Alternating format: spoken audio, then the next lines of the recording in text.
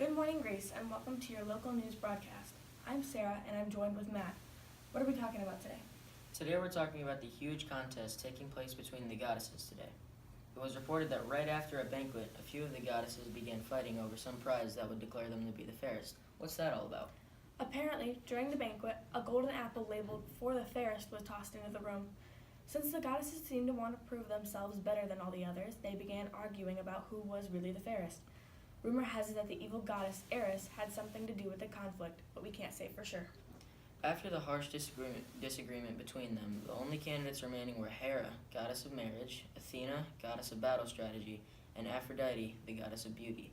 Since none of them could agree on who the apple belonged to, they asked Zeus to choose. However, he wanted nothing to do with the argument. Considering that Hera is his wife, this sounds a little suspicious. Instead of dealing with the problem himself, he told them to go to Prince Paris, who lives in this isolated area and spends his life tending to sheep. That's weird. Why wouldn't he live with King Priam, his father?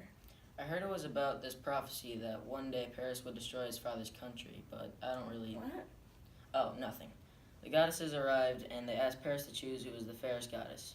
To persuade him, Hera offered him the opportunity to be the ruler of Europe and Asia, Athena offered him to lead an army of soldiers, and Aphrodite offered him the opportunity to marry the fairest woman of his choosing.